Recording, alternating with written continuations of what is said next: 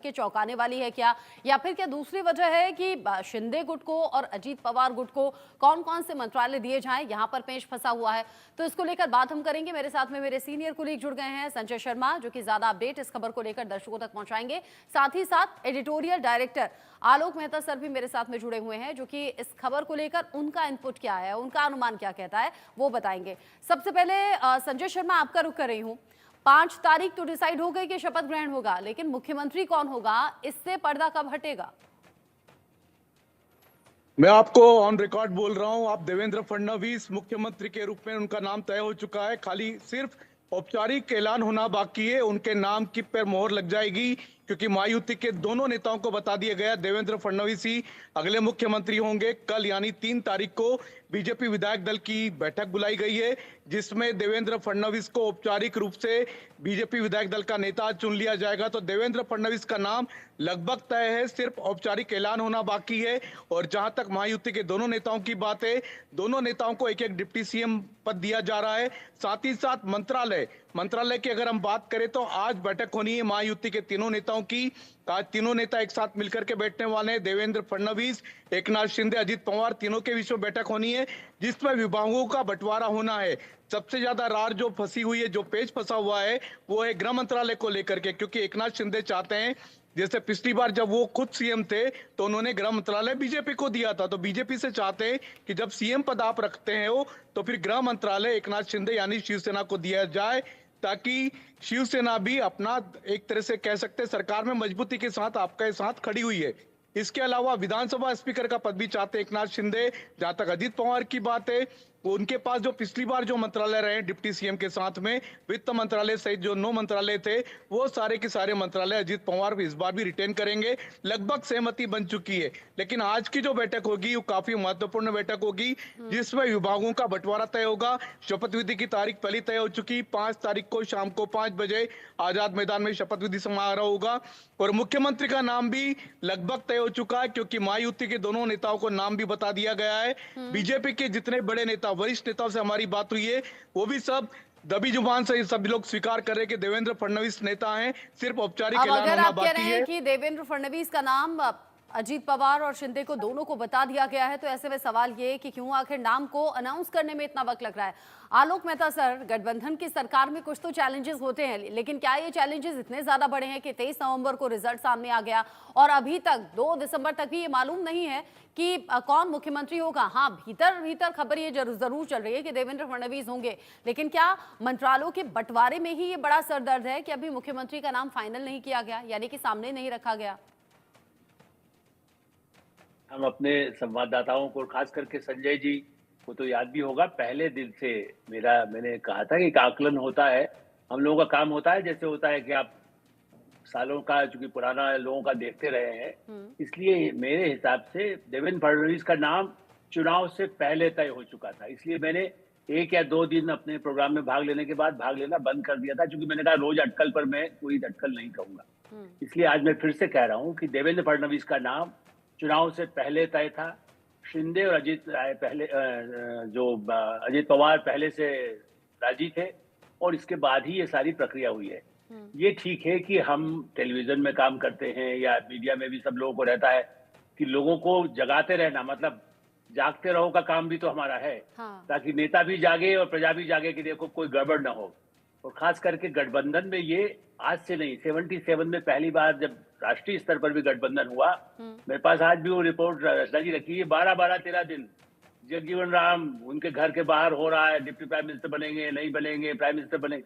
तो इस तरह की ये घटनाएं गठबंधन में ज्यादा होती हैं, और खास करके दूसरे पद के लिए भी। और पहले पर मोरारजी भाई को लेकर के भी समर्थन था, कुछ विरोध भी था, जयप्रकाश जी को इंटरवीन करना पड़ा। लेकिन यहाँ इसीलिए, और पहले आपको तो सबसे ज्यादा आप काफी काम करती रही हैं, आप ये देखिए, दूध का जला छाछ को फूंक के पीता है। आपने उस दिन भी सुबह 6 बजे जब रिपोर्टिंग हुई थी, तो हमारे चैनल ने उठ करके सबने दिखाना शुरू किया कि चीफ मिनिस्टर हो रहे हैं, अजीत पवार इनके साथ आ गए हैं, और 1 दिन बाद ही वो स्थिति बदल गई। इसलिए इस बार छाछ को नहीं, दही को भी फूंक करके खाने की कोशिश है। और तीसरा पहलू ये है कि जो शिवसेना, जो बिल्कुल उद्धव ठाकरे की बर्बाद हो चुकी है, असली शिवसेना एकनाथ शिंदे की है। उनमें से कुछ लोग यदि आना चाहते हैं तो उनके लिए भी एक हफ्ते में थोड़ा सुविधा हो गई। यदि कोई आना चाहता है उनको क्या स्थान मिल सकता है। शरद पवार तो बिल्कुल ही रिटायरमेंट की स्थिति में, संन्यास के अलावा उनके पास कोई चारा नहीं है। तो सुप्रिया सूले या तो कुछ समय बाद, 6 महीने बाद, साल भर बाद, जब चाहें फिर से अजित पवार के साथ आए, या उसके पहले कुछ लोग आना चाहते हैं तो उनको क्या पद दिया जाए। इस सब संभावनाओं को बनाए रखने के लिए धैर्य, चूंकि तय तो देवेंद्र फडणवीस है, एकनाथ शिंदे तीसरा पॉइंट जो है, क्योंकि देखिए एकनाथ शिंदे ये तो सही है, आप मुख्यमंत्री रहे हैं इतने समय, उनको आत्मविश्वास पैदा हुआ, उन्होंने कभी कल्पना नहीं की थी। मैंने फ्रेंकली मैं इतने वर्षों से महाराष्ट्र, मैंने कहिए 50 सालों से, एकनाथ शिंदे के बारे में हमें ज्यादा कोई जानकारी पहले भी नहीं थी। हाँ, मंत्री है, कितने ही मंत्री थे फडणवीस में, यदि मैं महाराष्ट्र का डे टू डे रिपोर्टिंग कभी नहीं किया मैंने, तो मोटे तौर पर चीफ मिनिस्टर में जानता था कि वसंतराव नाइक से लेके वसंतदादा पाटिल से लेके शरद पवार तक या फडणवीस जी तक। तो ऐसी स्थिति में एकनाथ शिंदे का 2.5 साल में जो प्रभुत्व बना, तो उनको लगता है होम डिपार्टमेंट सबसे महत्वपूर्ण इस दृष्टि से है कि उसके पास पुलिस होती है, और यदि स्पष्ट रूप से कहा जाए तो पुलिस में भयानक भ्रष्टाचार मुंबई दिल्ली आज भी है। उसको नियंत्रित कैसे किया जाए, एकनाथ शिंदे के वर्कर्स को कैसे नियंत्रित किया जाएगा यदि उनके हाथ में देते हैं, इस दृष्टि से। लेकिन उनकी मांग, जैसे चरण सिंह ने कहा था होम मिनिस्टर मुझे चाहिए, उस समय से लेके आज तक, चाहे वो केंद्र की सरकार हो या राज्य की हो, होम मिनिस्ट्री, और बीजेपी जब 67 में पहली बार, 67-68 में पहली बार सम्मिश्र सरकारें बनी थी, तब भी उन्होंने मध्य प्रदेश का, मुझे आज भी याद है कि होम डिपार्टमेंट और एजुकेशन रखा था, क्योंकि एजुकेशन लॉन्ग टर्म में जाता है और होम डिपार्टमेंट से आप पुलिस की भर्ती हो या होमगार्ड की भर्ती हो, आपके हाथ में रहता है। इसलिए बीजेपी जनसंघ था तब भी होम अपने हाथ में रखने की प्रयास करती रही है, कोशिश करेंगे कि वो होम उनको मिले। अन्यथा ये सही है कि एकनाथ शिंदे के साथ अंडरस्टैंडिंग, हम टीवी पर कुछ भी चलाएं, बाहर कुछ भी बराठा, भारतीय जनता पार्टी और खास करके प्रधानमंत्री नरेंद्र मोदी, अमित शाह, जातिवाद के कलंक को, जिसमें मैं सबसे अधिक, बाहर मीडिया में तो सबसे अधिक मैं ही कहता हूं, जातिवाद का कलंक को मिटा करके ही भारत का उद्धार होगा। और उस दिशा में उन्होंने हरियाणा में प्रयोग किया, उन्होंने सब, जहां तक प्रदेशों में गुंजाइश थी, बैकवर्ड को स्थान दिया, दलितों को स्थान दिया, अपर कास्ट को स्थान दिया। हाँ। लेकिन इसको खत्म करना है, इसलिए जो मराठा की चर्चा चलती है, तो अजित पवार आपके साथ है, शिंदे साथ है और साथ है सब, उसके बाद आपको ये कहना मराठा नेतृत्व, तो एक सामूहिक नेतृत्व सरकार का होता है, जिम्मेदारी भी फडणवीस की उन मराठाओं के लिए भी उतनी ही है, शिवाजी महाराज को वो उतना ही मानते हैं। इसलिए ये तो गलतफहमी केवल चलाने के लिए और उन समुदायों के बीच में भी एक विश्वास पैदा करना कि हम आपके लिए भी लड़ते हैं। बिल्कुल, आपने सभी बातों में जो एक इम्पोर्टेंट बात कही वो आपने कही कि ये इंतजार किया जा रहा है कि उधर उद्धव ठाकरे गुट से अगर इधर कोई आना चाहे और उधर शरद पवार के पास ऑप्शन संन्यास के अलावा कुछ है नहीं। तो संजय का रुख करते हुए मैं जान लेती हूँ, संजय, क्या ये भी एक रीजन है डिले करने का कि अगर उस तरफ से इस तरफ कोई आना चाहे तो उसका मोस्ट वेलकम है, और अगर वहां से ज्यादा लोग आ जाते हैं तो फिर अपनी शर्तों पर बीजेपी मुख्यमंत्री भी रख सकती है, और जैसे होम मिनिस्ट्री को लेकर बात हुई तो अपने मंत्रालयों का बंटवारा भी अपनी मर्जी से हो सकेगा, क्योंकि नंबर्स की फिर कोई ऐसी गरज रहेगी नहीं। देखिए, एक प्रक्रिया है बीजेपी में, आपने देखा होगा जब भी मुख्यमंत्री के नाम का ऐलान होता है, आपने हरियाणा भी देखा होगा, कई सारे स्टेट देखे होंगे, मध्य प्रदेश, राजस्थान, तो बीजेपी की एक प्रक्रिया है अपनी, जब तक विधायक दल की बैठक नहीं होती, विधायक दल की बैठक में नाम तय होता है, विधायक दल की बैठक में नाम नेता का अनाउंस किया जाता है, फिर वो मुख्यमंत्री बनता है। तो ये प्रक्रिया बीजेपी की, पहले से नाम कभी अनाउंस नहीं करती बीजेपी, आज तक कभी भी किसी भी राज्य में बीजेपी ने पहले नाम अनाउंस नहीं किया कि ये मुख्यमंत्री होंगे। हालांकि पहले जिनको प्रोजेक्ट करके बीजेपी चुनाव लड़ती थी, जैसे हमने देखा था मध्य प्रदेश में उमा भारती को प्रोजेक्ट किया था, राजस्थान में वसुंधरा राजे को प्रोजेक्ट करके सीएम को घोषित किया था, तो पहले बीजेपी ने जब ऐसा उनके नाम पर जब वोट मांगे थे तब तो उनके नाम का प्रोजेक्शन था, उनको सीएम बनाया जाता था। लेकिन औपचारिक ऐलान विधायक दल की बैठक के बाद होता है। तो कल जब विधायक दल की बैठक होगी उसमें विधायक दल का नेता चुना जाएगा, उसके बाद सरकार बनाने का दावा पेश करेंगे देवेंद्र फडणवीस, उनके साथ में महायुति के दोनों नेता भी जाएंगे राज्यपाल के पास और वहां पर जाकर के सरकार बनाने का दावा पेश करेंगे। जहां तक सीएम के नाम की बात है, तो चूंकि महायुति के दोनों एलाइज काफी इंपॉर्टेंट है, काफी महत्वपूर्ण है, तो उनको पहले से नाम बता दिया गया था। अमित शाह के पास आज जब बैठक थी तभी ये उनको अमित शाह ने स्पष्ट कर दिया था कि इस बार सीएम बीजेपी का होगा, बीजेपी का सीएम होगा। तो वहां पर तय था, देवेंद्र फडणवीस ही थे उस बैठक में, और लगभग नाम उनका पहले से तय था, जैसे आलोक सर बता रहे हैं। तो नाम पहले से तय था। हालांकि इतना जो वक्त लगा, टाइमिंग जो लगी है वो बार्गेनिंग में लगी, क्योंकि एकनाथ शिंदे को भी ये पता था कि सरकार बनने के पहले जो सौदा कर सकते हैं, सौदेबाजी कर सकते हैं, वो हो जाएगी। सरकार के गठन के बाद उनकी कोई बात सुनने वाला नहीं है। तो गृह मंत्रालय, संजय, तो विधानसभा अभी स्पीकर, सौदेबाजी में चलेगी किसकी, बीजेपी की या फिर शिवसेना की या फिर एनसीपी की? हालांकि एनसीपी की तरफ से ऐसी कोई खबर है नहीं, लेकिन हाँ, एकनाथ शिंदे कुछ मंत्रालयों को लेकर शायद अड़े हुए हैं। बिल्कुल, वो सतारा जाकर के नाराज होकर के बैठ गए थे, लेकिन बाद में जब अमित शाह ने उनसे फोन पर बात की, उनको समझाया, उनको मनाया कि जिस तरह से देवेंद्र फडणवीस पहले 2 बार मुख्यमंत्री रहे, लेकिन उप मुख्यमंत्री के लिए मान गए, वो उनको हमने उप मुख्यमंत्री बनाया, तो ये इस बार बारी आपकी, आप मुख्यमंत्री की जगह उप मुख्यमंत्री बन जाओ, क्या फर्क पड़ता है? क्योंकि महाराष्ट्र के लिए आपको भी काम करना है, बीजेपी को भी काम करना है। इस बार नंबर बीजेपी के पक्ष में आए तो बीजेपी का सीएम बन जाएगा। एक और अमित शाह ने उनसे यह भी कहा कि आप काम ध्यान रखेंगे, केंद्र में भी हम आपको मंत्री पद दे सकते हैं, और राज्य में भी जो जो आपकी मांगे है उस पर हम बिल्कुल सहानुभूतिपूर्वक विचार करेंगे। अमित शाह से बात होने के बाद एकनाथ शिंदे की नाराजगी दूर हुई, वो सतारा से मुंबई लौटे हैं, और आज महायुति के तीनों नेता मिलकर के बैठेंगे, विभागों का बंटवारा होगा। और मुझे लगता है कि अमित शाह से जो बात हुई है हमें एकनाथ शिंदे की, उसको लेकर के एकनाथ शिंदे आश्वस्त है, बार बार यही बात कर रहे हैं कि उनको प्रधानमंत्री मोदी और अमित शाह पर पूरा भरोसा है, तो वो जो भी फैसला करेंगे उसको मानेंगे।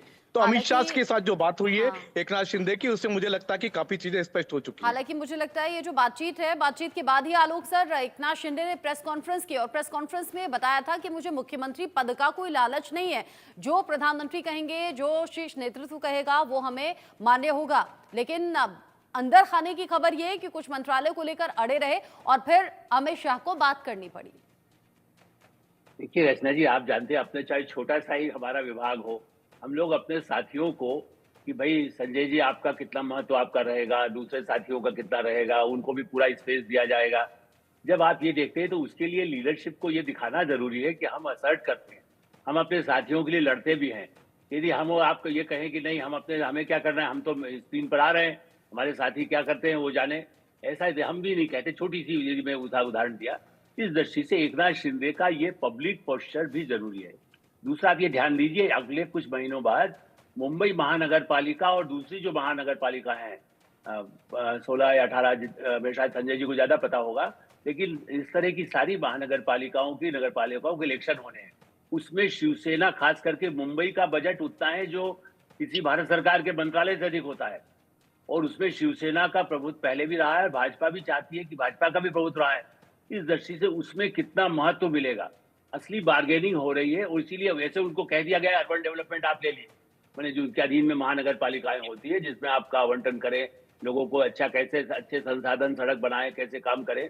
इस दृष्टि से इसके साथ मंत्रालय की बात ही नहीं है, उनके लिए भी, चूंकि प्रधानमंत्री नरेंद्र मोदी, बार बार ध्यान दिलाता हूं, वो रणनीति बनाते हैं लॉन्ग टर्म, तत्काल नहीं। जैसे मैंने कहा कि मैं यदि कहूंगा तो ऐसी बात है, कल आप वीडियो तो दिखाएं कि देखिए आपने तो गलत सब बोला था। इस दृष्टि से प्रधानमंत्री नरेंद्र मोदी एक लॉन्ग स्ट्रेटेजी अपने साथियों से भी कहते हैं कि आप आज के लिए मत बनाइए, आप आगे के भविष्य के लिए, महाराष्ट्र के लिए, मुंबई के लिए, पूना के लिए, हर शहर के लिए दिमाग में रखिए कि हमें क्या करना है। उस तरह का नक्शा बना के युद्ध में जाते हैं, तो ये जीवन में भी एक युद्ध है, उसी तरह राजनीति भी युद्ध है, जिसमें आप जनता को अपने साथ रखना है। जितना भारी बहुमत मिला है उसको निभाना, साथियों को साथ लेके चलना, दूसरे जो आने की संभावना हो उसके लिए भी रास्ते खोले रखना, इस तरह के जो पहलू हैं उनको ध्यान में रखकर ये रणनीति है।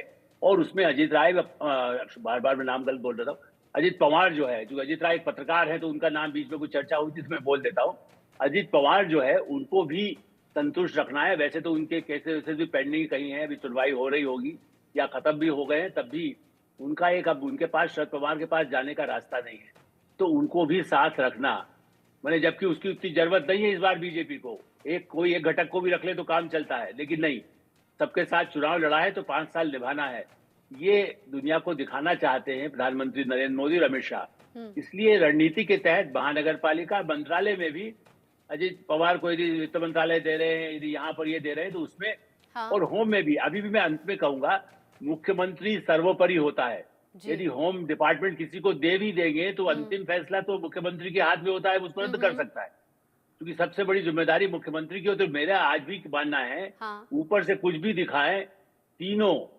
एकनाथ शिंदे, फडणवीस और अजित पवार इतने अंदर से अंडरस्टैंडिंग पहले से हो चुकी है बिल्कुल, कि अभी तो एक ये गठबंधन नहीं जरूरी भी टूटेगा। है, अच्छे इस ये बात की भविष्यवाणी अंडरस्टैंडिंग नहीं कर जरूरी सकता। भी है, क्योंकि अगर गठबंधन से अलग होते हैं तो फिर नुकसान अपना ही होगा। और अब अंदर खाने बात बन भी गई है, बस अनाउंसमेंट होना बाकी है। बहुत शुक्रिया आपका संजय शर्मा मेरे साथ में जुड़ने के लिए। आलोक सर, आपका भी शुक्रिया इस डिस्कशन में साथ में रहने के लिए। तो जो भी होगा फैसला, और जैसे ही फैसला सामने आएगा सबसे पहले इंडिया न्यूज अपने दर्शकों तक पहुंचाएगा। एक छोटा सा ब्रेक ले रहे हैं, लौटेंगे।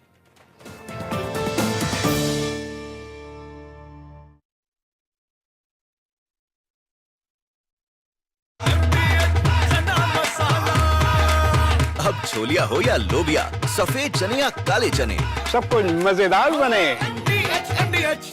Grade A office and retail spaces at ACE 153. Call